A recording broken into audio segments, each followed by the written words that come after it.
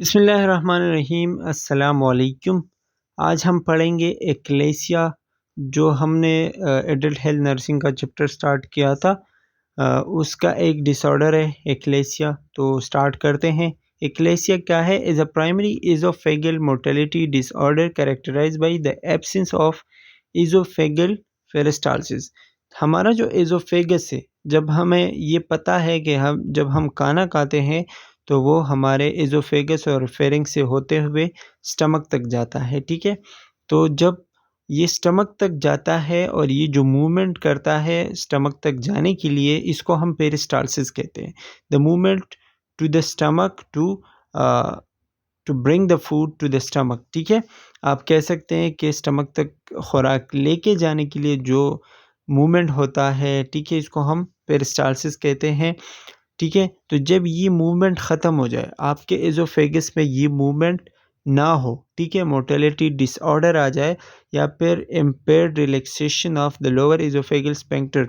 हमारा स्फिंक्टर जो है, जो एज़ोफेगस के लास्ट में है, जो स्फिंक्टर स्टमक के अंदर दाखिल होता है, ठीक है, जो स्टमक और एज़ोफेगस के दरमियान का जो एक दरवाज़ा है, ठीक है, जब वो रिलैक्स नहीं हो पा रहा हो, मतलब जब वो खुल नहीं पा रहा हो, ठीक है, तो ये खुराक नीचे नहीं जाएगा, मतलब मोशन नहीं करेगा। तो जब मोशन नहीं करेगा तो वहाँ पे ही अटका रहेगा खुराक एज़ोफेगस में, ठीक है, और स्वॉल्विंग में या पेरिस्टालसिस मूवमेंट नहीं होगी।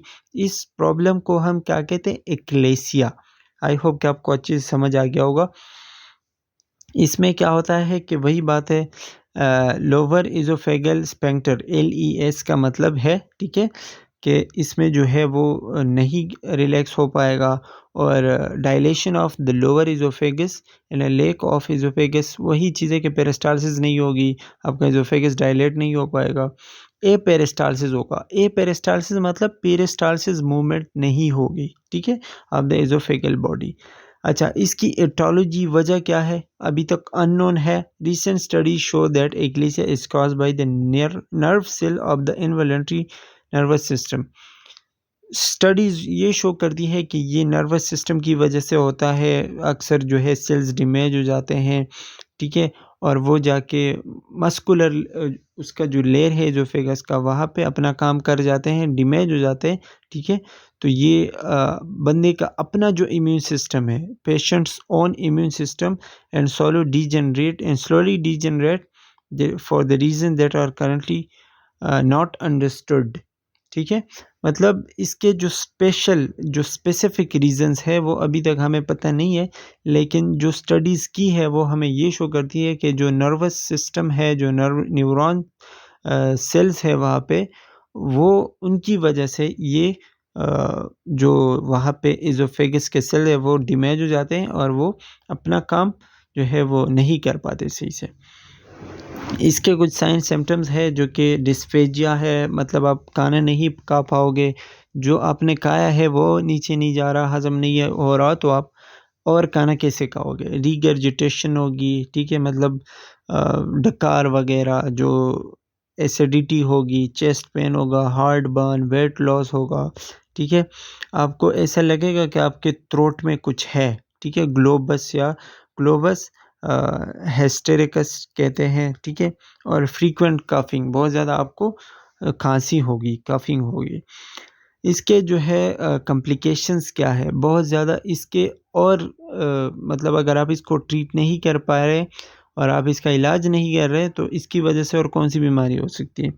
एस्पायरेशन निमोनिया हो सकता है, मतलब आपके ब्लड में ये चीज़ें जा सकती हैं, ठीक है। GERD जो हमने पहले ही पढ़ा है, एज़ोफेजाइटिस हो सकता है, एज़ोफेगस का इन्फ्लेमेशन हो सकता है, एज़ोफेगस आपका परफोरेट हो सकता है, मतलब उसमें सुराख हो सकते हैं, कैंसर हो सकता है आपको, और माल न्यूट्रिशन हो सकती है, मतलब आपका जो है खुराक नहीं हज़म हो रहा, तो माल न्यूट्रिशन की तरफ आप जा सकते हैं।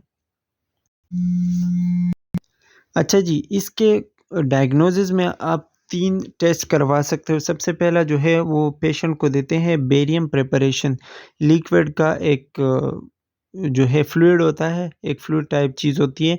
आप वो देते हैं और उसके मूवमेंट को आप चेक करते हैं थ्रू द एज़ोफेगस। और कैसे चेक करते हैं? एक्स-रे के ज़रिए। मतलब आप फ्लूइड देते हो फिर एक्स-रे उसका करते हो तो हमें उसके मूवमेंट का पता चल जाता है। और ये जो एक्सपर्ट्स होते हैं उनको सही से पता होता है, वो जानते हैं कि इसको कैसे एग्ज़ामिन करना है। दूसरा क्या है कि एंडोस्कोपी करते हैं। एंडोस्कोपी तो आपको पता होगा कि एक जो है ट्यूब होता है, नैरो ट्यूब, जिसमें एक कैमरा होता है, वो एंटर करते हैं एज़ोफेगस में और उसके मुख्तलिफ पिक्चर्स लेते हैं। तो फिर उस पिक्चर्स के हिसाब से जो डॉक्टर्स होते हैं वो अपना ट्रीटमेंट का प्लान करते हैं कि कैसे हमने इसको ट्रीट करना है। तीसरा क्या है? This test measure the timing and strength of the oesophageal construction. Oesophageal construction जो LES है, लोअर एज़ोफेगल स्फिंक्टर जो है, उसके रिलैक्सेशन और कंट्रैक्शन का टाइम देखते हैं, ठीक है, कि कितना टाइम लगता है। तो वो सारी चीज़ें, ये 3 टेस्ट है जो करते हैं। इसके नर्सिंग मैनेजमेंट क्या है कि the nurse works with the patient and family to explore diet. Diet पे आप काम करेंगे, कोशिश करेंगे कि ज़्यादातर फ्लूइड दे दें उसको, सॉफ्ट चीज़ें दे दें, ठीक है।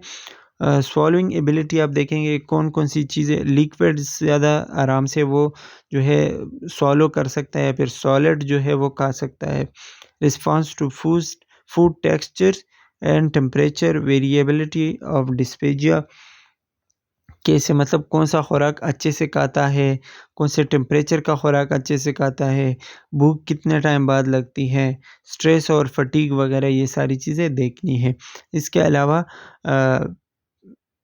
Approaches used by patient to dysphagia, मतलब कितने हद तक वो कामयाब होता है उसके इलाज में, कितने टाइम बाद उसको भूख लगती है। मतलब उसको भूख लगती है तो इसका मतलब कि उसका खुराक हज़म हो रहा है, मतलब उसका मसला हल हो रहा है।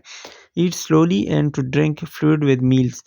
आप जो है उसको ये बताएँगे कि आराम-आराम से खाएँ और पानी भी साथ पिया करें, ठीक है? ईट मील्स सिटिंग अपराइट, और जब भी आप खाना खाते हो तो बैठ के खाएँ, ठीक है? ये होते हैं कुछ नर्सिंग मैनेजमेंट्स। इसके अलावा जो दूसरा डिज़ीज़ है वो है डायवर्टिकुला। डायवर्टिकुला क्या है कि जब आपके लार्ज इंटेस्टाइन में स्मॉल पाउचेज़ आना शुरू हो जाते हैं, एक तेली नुमा चीज़ें जो है वो आना शुरू हो जाते हैं, बाहर की तरफ जो है उसमें फॉर्म होने लगते हैं, उसको हम डाइवर्टिकुलोसिस कहते हैं या फिर डाइवर्टिकुलाइटिस भी कहते हैं, ठीक है? जो छोटी-छोटी तेली की तरह जो है ना, छोटी-छोटी ऑर्गन्स या फिर छोटे-छोटे मासेस आना शुरू हो जाते हैं, इसको हम डाइवर्टिकुला कहते हैं। These outpouching arise when the inner layer of the colon push through weakness in the outer muscular। वही हर्निया वाली बात है जो हमने जिसमें पढ़ा था कि इनर लेयर जो है वो वीक हो जाता है और वो बाहर की तरफ मूवमेंट करना शुरू कर जाता है, ठीक है? जिसकी वजह से जब वो बाहर की तरफ आने लग जाता है तो पाउच लाइक स्ट्रक्चर्स बनाते हैं, एक तेली की तरह चीज़ें बनाते हैं, जिसको हम डाइवर्टिकुला कहते हैं। Notably diverticulosis can occur anywhere in the colon. कहीं भी हो सकता है आपके लार्ज इंटेस्टाइन में, लेकिन ज़्यादातर कॉमन जो है ये लेफ्ट कोलोन में होता है, जिसको हम डिसेंडिंग या सिग्मॉइड कोलोन कहते हैं। अच्छा, डाइवर्टिकुलोसिस और डाइवर्टिकुलाइटिस में क्या फ़र्क है? डाइवर्टिकुला और diverticulosis is the non inflamed outpouching of the intestine. मतलब इसमें आपको इन्फ्लेमेशन नहीं होगी। When this outpouching become inflamed, लेकिन जब इसमें इन्फ्लेमेशन होगी, ठीक है? जब इसमें इन्फ्लेमेशन हो जाता है, ठीक है? फिर हम इसको क्या कहते हैं? डाइवर्टिकुलाइटिस। पहले ये है जब इसमें इन्फ्लेमेशन नहीं है तो ये है डाइवर्टिकुला या डाइवर्टिकुलोसिस, लेकिन जब ये इसमें इन्फ्लेमेशन हो जाती है तो फिर हम इसको डाइवर्टिकुलाइटिस कहते हैं। अच्छा जी, ये आपको जो है ये रेड आपको नज़र आ रहा होगा डिसेंडिंग कोलोन में, ठीक है? ये है डाइवर्टिकुलाइटिस या फिर जो आउट पाउचिंग हुई हुई है, इसको हम कहते हैं डाइवर्टिकुला, ठीक है? अच्छा, इसके कुछ साइन सिम्पटम्स है जो कि क्या है? एब्डोमिनल पेन होगा लोअर क्वाड्रेंट में, ठीक है? Nausea, vomiting, constipation, fever, flatulence, bloating. इसमें आई होप कि कुछ ज़्यादा एक्सप्लेन करने की ज़रूरत नहीं। फ्लैचुलेंस मतलब गैसेस जो खारिज होते हैं। ब्लोटिंग, ब्लोटिंग मतलब आपके एब्डोमिनल रीजन में वो जो गड़बड़ होती है, जो आवाज़ें वगैरह निकल आती हैं, ठीक है? इसको हम ब्लोटिंग कहते हैं। अच्छा, जब आप इसको फ़ील करते हो, फ़िज़िकल एग्ज़ामिनेशन करते हो तो वहाँ पे आपको टेंडरनेस होगी, डिस्टेंशन होगी, मतलब कोई मांस वग़ैरह आपको नज़र आएगा, टेंडर मांस वही चीज़ें। हाइपो और हाइपर एक्टिव बाउल साउंड्स, बहुत ज़्यादा आपको साउंड्स नज़र नहीं, सॉरी, सुनने को मिलेंगे वहाँ पे।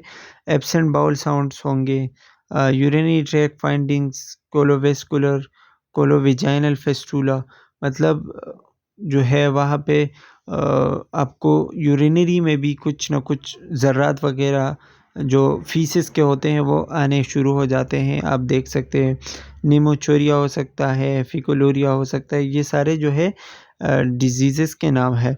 पिरुलेटेड वेजाइनल डिस्चार्ज, वेजाइना के थ्रू भी जो है मुख्तलिफ़ किस्म के फीसेस के वो निकलना शुरू हो जाते हैं, पार्ट्स, या फिर हम कह सकते हैं कि जो ज़र्रात होते हैं वो निकलना शुरू हो जाते हैं। फिर से डाइवर्टिकुलोसिस, इसके काज़ेज़ क्या है? Hyper increase pressure from the constipation, जब कॉन्स्टिपेशन बहुत ज़्यादा हो जाती है, प्रेशर बहुत ज़्यादा हाई हो जाता है, तो आपको ये डाइवर्टिकुलाइटिस हो सकता है। Increasing abdominal girth from obesity, obesity बहुत ज़्यादा है और ओबेसिटी की वजह से एब्डोमिनल पेन या एब्डोमिनल प्रेशर बहुत ज़्यादा है। आप हाई फैट डाइट बहुत ज़्यादा लेते हो और लो फाइबर डाइट लेते हो, आपके डाइट में फाइबर कम है और फैट ज़्यादा है, तो उसकी वजह से भी आपको डाइवर्टिकुलाइटिस हो सकता है। डाइवर्टिकुलाइटिस की पैथोफिज़ियोलॉजी हमने पहले ही पढ़ी, मैंने पहले आपको बता दिया कि जब अंदर का जो लेयर है, जो इनर लेयर है, वो वीक हो जाता है और वो बाहर की तरफ मूवमेंट करना शुरू कर देता है, ठीक है? और जब वो बाहर आते हैं तो आउट पाउचेज़ तेली की तरह जो है वहाँ पे चीज़ें बन जाती हैं, दाने टाइप बन जाते हैं, ठीक है? तो ये है इसकी पैथोफिज़ियोलॉजी। 2 लेयर हैं, अंदर का जो लेयर है वो वीक हो जाता है, बाहर की तरफ आता है और बाहर की तरफ जब वो आता है तो पाउचेज़ बनाते हैं, इसको हम कहते हैं डाइवर्टिकुलाइटिस, और ये है इसकी पैथोफिज़ियोलॉजी। अच्छा जी, इसकी वजह से आपको और कौन-कौन सी बीमारियाँ या कॉम्प्लिकेशंस हो सकती हैं, उसमें एब्सेस आता है, मतलब आपके बॉडी में जरासीम जो है वो स्प्रेड हो सकते हैं, फैल सकते हैं। आपको इंटेस्टाइनल फेस्टुला, इंटेस्टाइन में ज़ख्म हो सकता है, ऑब्स्ट्रक्शन हो सकता है, परफोरेशन, वहाँ पे सुराख वग़ैरह जो है वो पैदा हो सकते हैं। जनरलाइज़ पेरिटोनाइटिस हो सकता है आपके, मतलब अ, वही इंटेस्टाइनल में, इंटेस्टाइन जो लार्ज इंटेस्टाइन में मुख्तलिफ़ किस्म के मसले आते हैं। सेप्सिस, वही जरासीम वाली बात है, और स्ट्रक्चर डिज़ीज़, जो आपका स्ट्रक्चर है इंटेस्टाइन का वो भी जो है इधर-उधर हो सकता है, ख़राब हो सकता है। ट्रीटमेंट में क्या है कि एंटीबायोटिक्स बहुत ज़्यादा हम इस्तेमाल करते हैं एक्यूट डाइवर्टिकुलाइटिस के लिए, तो एंटीबायोटिक से वो अ, ज़्यादा चांसेस है कि ठीक हो जाता है। अच्छा, जो लास्ट डिज़ीज़ है हमारे पास इस जीआईटी में वो है इज़ोफेगल कैंसर या इज़ोफेगल ट्यूमर आप कह सकते हैं। अच्छा जी, इज़ोफेगल कैंसर या ट्यूमर जो है नाम से ही पता चल जाता है कि मैलिग्नेंट ट्यूमर ऑफ द इज़ोफेगस, इज़ोफेगस का कैंसर है, ठीक है? इसके 2 टाइप्स होते हैं। एक टाइप वो होता है is arise from the cell of the lining of the upper part of the oesophagus, मतलब इज़ोफेगस का जो अपर पार्ट है, जो ऊपर वाला हिस्सा है, वहाँ पे सेल में कोई भी गड़बड़ आ जाता है, जिसकी वजह से पहला फर्स्ट टाइप ऑफ कैंसर जो है वहाँ पे डेवलप हो जाता है। दूसरा वो है this occur due to the change in the glandular cells that exist at the junction of the oesophagus and the stomach. Stomach और एज़ोफेगस के दरमियान जो सेल्स या जो जंक्शन है, वहाँ पे जो सेल्स है, वहाँ पे कोई भी डिस्टर्बेंस आ जाती है, ग्लैंडुलर सेल जो है, ठीक है? और इसकी वजह से जो कैंसर हो जाता है, ये उसका सेकंड टाइप है, 2 टाइप्स है इसके, ठीक है? इसमें जो है अमूमन आम तौर पर जो फर्स्ट स्टेजेस होते हैं वहाँ पे कोई साइन सिम्पटम्स वगैरह नहीं होते, लेकिन जब आपको ये डायग्नोज हो जाता है तो ये अपने लास्ट या एडवांस स्टेज पे होता है, मतलब बहुत ज़्यादा रेयर ऐसा होता है कि आपको पहले पता चल जाए, जब ये अपना काम कर चुका होता है तभी आपको पता चल जाता है, ठीक है? As the tumour narrow the passage in the oesophagus pushing food through the becomes harder, मतलब जितना भी ट्यूमर जो है वो ज़्यादा हो जाता है तो ज़ाहिर-सी बात है एज़ोफेगस की जो लाइनिंग है वो नैरो होगी, कमज़ोर होगी, ठीक है? तंग होगी, जिसके थ्रू फूड का पास होना जो है वो कम हो जाएगा, आप खाना नहीं खा पाओगे। अगर आप खाना खाते हो तो आपको उल्टी आएगी, वॉमिट करोगे, ठीक है। इसी तरीके से आप जो है कफ़ करोगे, आपको खांसी आएगी जिसमें ब्लड भी आ सकता है, ठीक है। Esophageal tumor, this can happen if the cancer affect the lower part of the stomach। वही चीज़ें एसिड रिफ्लेक्स की वजह से भी ये हो सकता है। इसका ट्रीटमेंट क्या है कि oesophageal cancer is the try modality therapy. इसमें आप 3 चीज़ें कर सकते हो। कीमोथेरेपी कर सकते हो, मतलब मेडिसिन वगैरह खा सकते हो, रेडिएशन थेरेपी कर सकते हो और साथ-साथ सर्जिकल रिसेक्शन मतलब सर्जरी कर सकते हो। इसमें patient highest chance for cure, इसमें मतलब जो है वो ट्रीटमेंट का, इलाज होने का या सही होने का बहुत ज़्यादा चांसेस है, but it's associated with the persistent symptoms that impacts quality of life. लेकिन इसमें आपकी जो लाइफ क्वालिटी है वो ख़राब हो सकती है। फॉर एग्ज़ाम्पल अगर आप सर्जिकली इसका इलाज करते हो तो सर्जिकल कैसे होगा, मतलब आपका इज़ोफेगस काट दिया जाएगा, ख़त्म किया जाएगा, ठीक है। तो जब आपका इज़ोफेगस काट दिया जाएगा तो आप खाना नहीं खा पाओगे, तो इसलिए आपकी लाइफ ख़राब हो जाती है, ठीक है। तो आप ठीक तो हो जाते हो लेकिन आपका इज़ोफेगस चला जाता है, तो मतलब आप खाना नहीं खा पाओगे, तो the rest of the life आप जो है आईवी के थ्रू खाना खाओगे या कोई और रूट इस्तेमाल करोगे खाना खाने के लिए। तो ये है, मतलब आपकी क्वालिटी ऑफ लाइफ ख़राब हो सकती है।